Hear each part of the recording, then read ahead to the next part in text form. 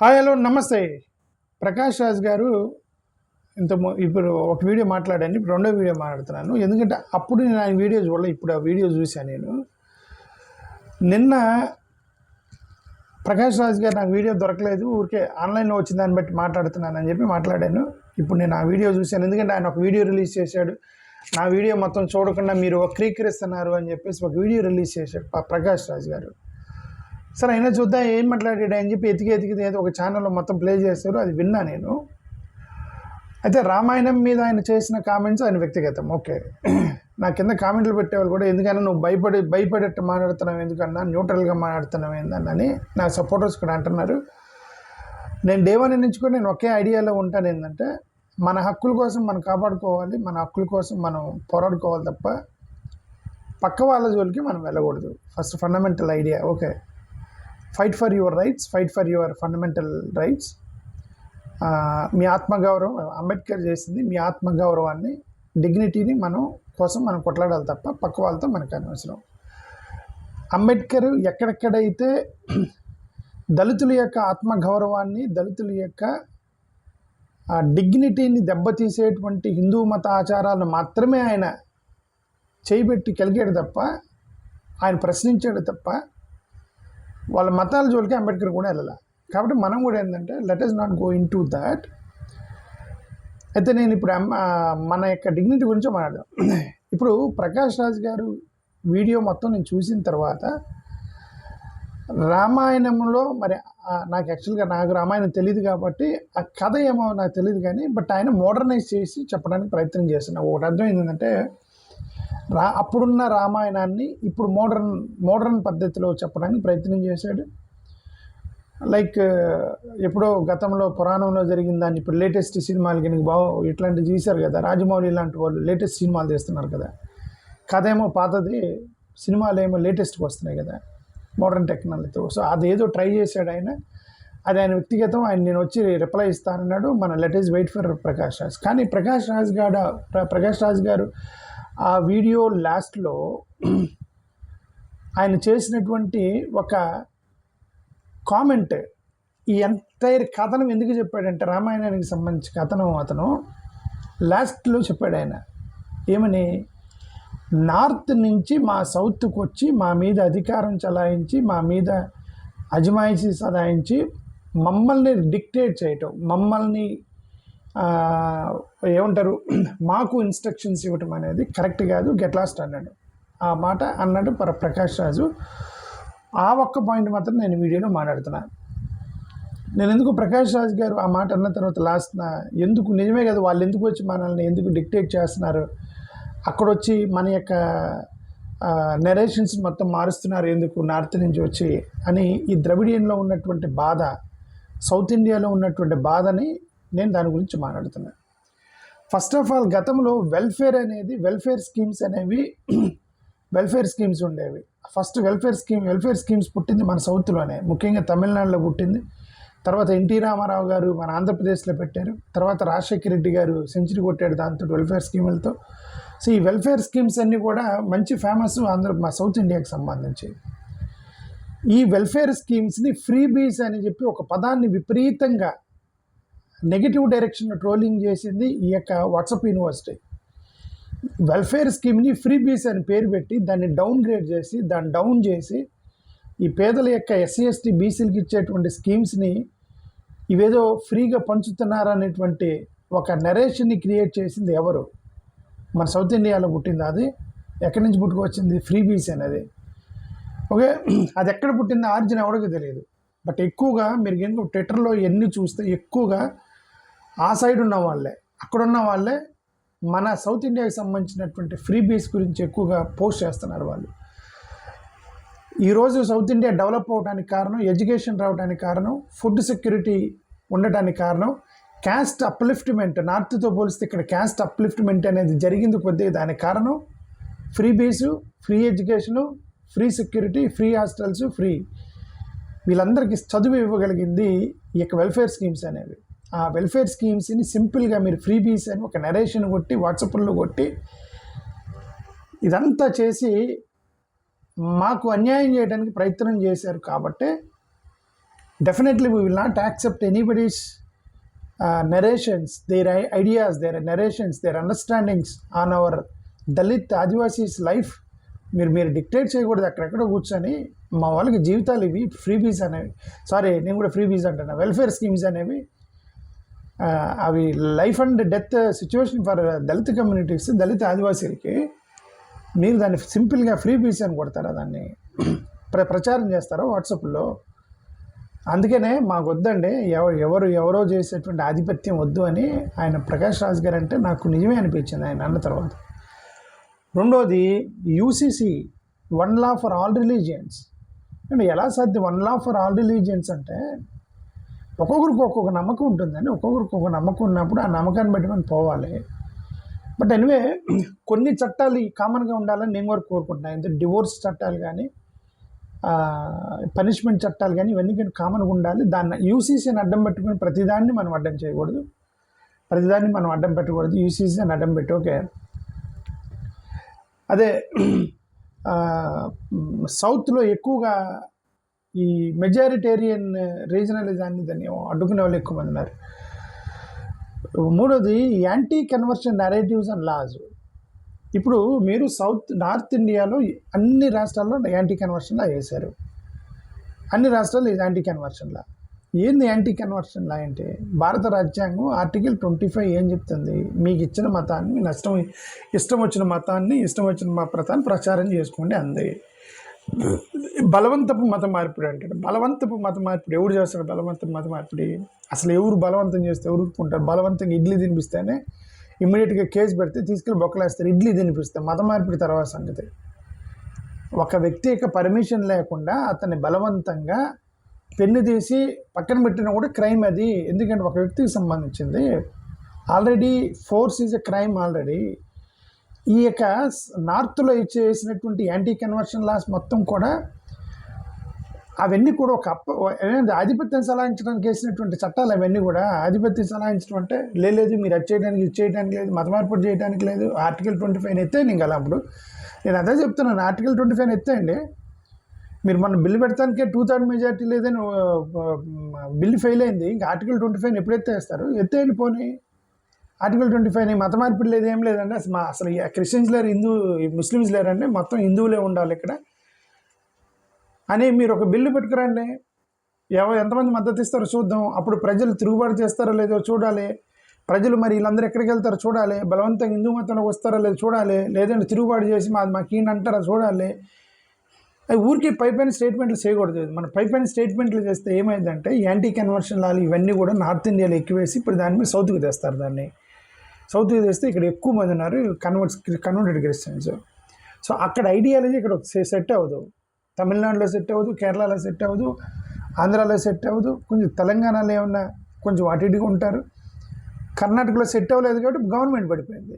కర్ణాటకలో వేసారు బలవంతం, ఏమైంది? 5 సంవత్సరాలు గవర్నమెంట్ పడిపోయింది. కాబట్టి మనకి సౌత్లో అక్కడ సెట్ అయినవి ఇక్కడ సెట్ అవ్వు. అందుకని ప్రకాష్ రాజ్ అన్నారు అంటే నువ్వు ఇక్కడికి వచ్చి నువ్వు మా దగ్గరకు వచ్చి అజమాయిషీ చేయొద్దని నార్త్ ఇండియా వాళ్ళకి చెప్పారు. ఓకే, ఇప్పుడు ఇది కూడా హిందీ, హిందూ, హిందుస్థాన్ ఇలాంటి ఫ్రేమింగ్ పట్టుకుని రావటం. హిందీ మన మాతృభాష, హిందూ మన దేశం, మన రీజనల్ రిలీజను, హిందుస్థాన్ మన ఇది, ఇట్లాంటి హిందీ, హిందూ, హిందుస్థాన్ ఇవన్నీ పట్టుకొని వస్తాయి. తెలుగు ఏమైపోవాలి? హిందీ అని పట్టుకొని వస్తే తెలుగు ఏమైపోవాలి? తమిళ ఏమైపోవాలి? కన్నడ ఏమైపోవాలి? మలయాళం ఏమైపోవాలి? వైఆర్ ఫోర్సింగ్ హిందూ అంటే పక్కన ఉన్న నాన్ హిందూస్ ఏమైపోవాలి? నాస్తికులు ఏమవ్వాలి? ముస్లిమ్స్ ఏమవ్వాలి? క్రిస్టియన్స్ ఏమవ్వాలి? సిక్కులు ఏమవ్వాలి? పారసీ జైనిజం, బుద్ధాయిజం వీళ్ళందరూ ఇదేం that's what I'm saying. Hindustan, ఈ హిందుస్థాన్ అంటే యాక్చువల్ మీనింగ్ ఏంటో నాకు తెలియదు. హిందుస్థాన్ అంటే okay, maybe Indian okay, Bharat okay, Bharatadesam okay, there is a nationalism. అది ఇవన్నీ కూడా ఏంటంటే నువ్వు హిందుస్థాన్ని దేశాన్ని యునైటెడ్ చేయడానికి వాడితే పర్లేదు. హిందుస్థాన్ అనేది హిందుస్థాన్ పేరుతో మళ్ళీ అక్కడ కూడా మతానికి లింక్ చెప్తాను. హిందూ ఉంది కాబట్టి హిందుస్థాన్ అంటున్నావు. నువ్వు దేశం మీద ప్రేమతో అంటలా, మతం మీద ప్రేమతో అంటాను హిందుస్థాన్ అని. దేశం మీద ప్రేమ ఉంటే భారతీయ స్థానాన్ని అండి, ఇండియా స్థానాన్ని అండి. ఇదంతా కూడా ఇది ఏంటంటే ఎటు తిరిగి అక్కడికే వస్తుంది. ఇక్కడ మా మీద రుద్దుతున్నారని ఆయన అంతే కదండి. ఆయన పేరేంటి ప్రకాష్ రాజ్ గారు. సో నేను అందుకే చెప్పినట్టు ఆయన రామాయణం మీద చేసిన కామెంట్స్ నేను కామెంట్ చేయను, ఆయన వచ్చి ఎక్స్ప్లెనేషన్ ఇస్తా అన్నాడు. ఎందుకంటే ఫస్ట్ ఆఫ్ ఆల్ ఆయన చెప్పిన స్టోరీ నాకు తెలియదు, కొత్తగా చెప్పాడు. ఏదో తోటలోకి వెళ్ళి పండులు తిన్నారు అవన్నీ నేను ఎప్పుడు రామాయణంలో వినలేదు. బట్ ఆయన ఎక్కడి నుంచి చెప్పాడో తెలియదు. Okay, but that is his version. నా వర్షన్ ఒకటే, నార్త్ వాళ్ళ యొక్క ప్రెజర్ టాక్టిక్స్ ఆన్ సౌత్, దాని గురించి నేను మాట్లాడుతున్నాను. రిలీజియస్ మెజారిటేరియన్ నెరేటివ్స్ తీసుకురావడం కూడా కరెక్ట్ కాదు. అది ఎక్కువగా హిందువులు ఎక్కువ మంది ఉన్నారు కాబట్టి వాళ్ళ యొక్క హిందువుల ఆధిపత్యం జరగాలి. మరి ఎస్సీ ఎస్టీ బీసీలు ఎంతమంది ఉన్నారు జనాభా? వాళ్ళ ఆధిపత్యం చెలాయిస్తున్నారా? ఎంత? ఏమంటే బ్రాహ్మణ్స్ ఎంతమంది ఉన్నారు? 4% ఉన్నారు. ఆంధ్రాలో కమ్మలు ఎంతమంది ఉన్నారు? 4%. రెడ్లు ఎంతమంది? 6% ఉన్నారు ఆంధ్రాలో. ఎస్సీలు ఎంతమంది ఉన్నారు? ఆల్మోస్ట్ 20% ఉన్నారు. వాళ్ళ ఆధిపత్యం మెజారిటేరియన్ జరుగుతుందా? ఎక్కువ మంది, నాకు 20% ఉన్నారు కదా, వాళ్ళు డమ్మీలు కదా మొత్తం. ఎందుకు majority people became dummies? Why majority SC ST BCs కలిపి మొత్తం 80% పోయి వీళ్ళందరూ కూడా ఎందుకున్నారు? సో ఇక్కడ మెజారిటీ కాదు, ఎవరికి ఆధిపత్యం అంటే బలవంతుడు బలహీనుడు తొక్కటమే ఈ దేశంలో. బలవంతుడు బలహీనుడు దొక్కటం. ఇక దానికి నువ్వు ఏ పేరైనా చెప్పు, వాళ్ళు కన్వీనియంట్గా దాన్ని మారుస్తారు. కన్వీనియంట్గా ఎక్కడ తొక్కాలు చూసినా అక్కడ తొక్కడం. బలవంతుడు బలహీనుడు చేసేటువంటి ఈ పనులన్నిటికీ మనం పెట్టేటువంటి కులాలు, మతాలు, వర్గాలు, వర్ణాలు, వేషాలు ఇవన్నీ కూడా బలవంతుని నిలబెట్టుకోవడానికే, దేనికి మనకే కాదు.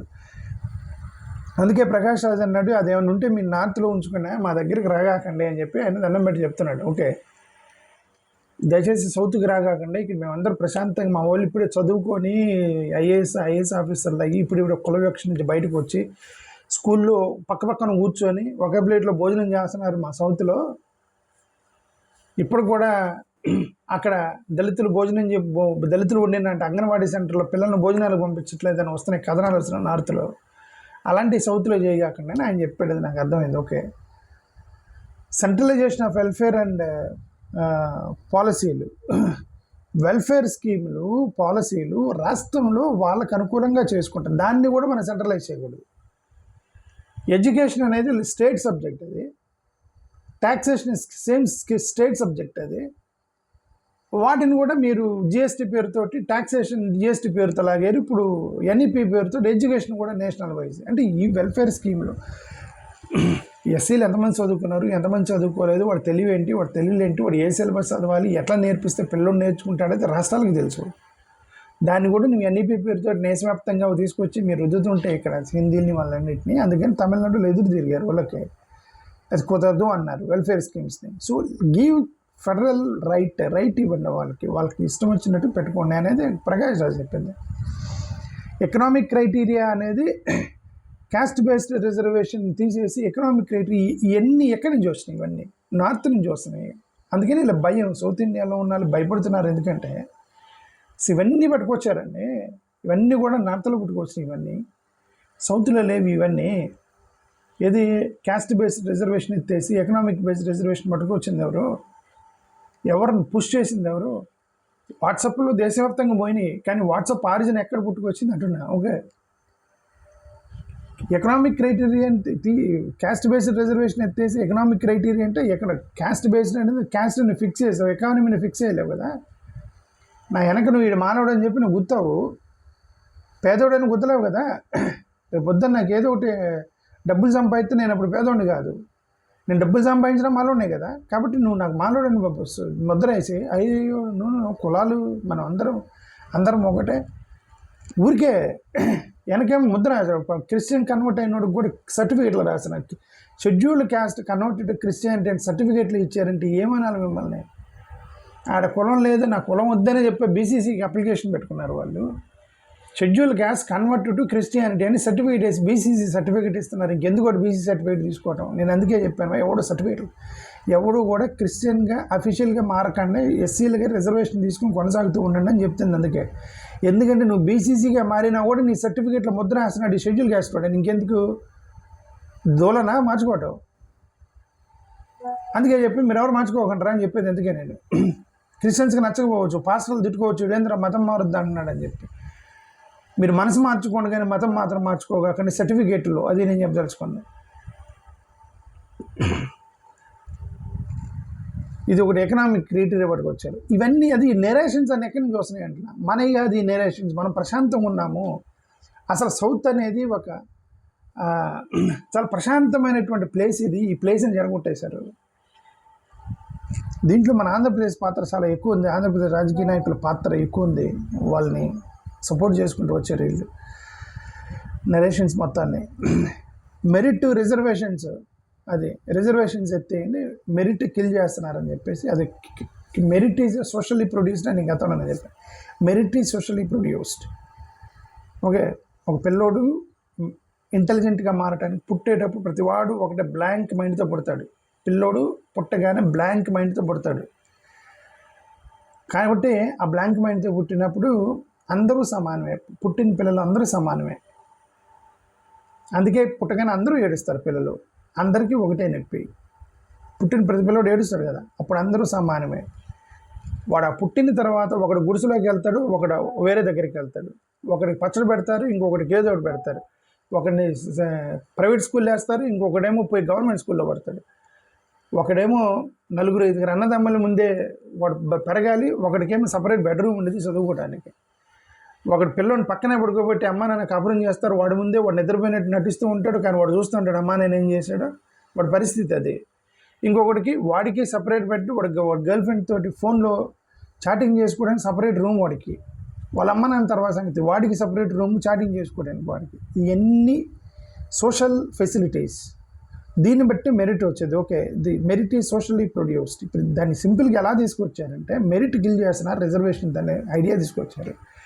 రిజర్వేషన్ లేకపోతే వాళ్ళు చచ్చిపోతారు, వాళ్ళంతా అధపాతానికి తొక్కబడతారు, మళ్ళీ అనువాదంలోకి వెళ్తారు. రిజర్వేషన్ లేకపోతే చాలా సింపుల్గా లేపేశారు. ప్రైవేటైజేషన్ పేరుతోటి, రిజర్వేషన్ పేరుతో మొత్తం సింపుల్గా లేపారు.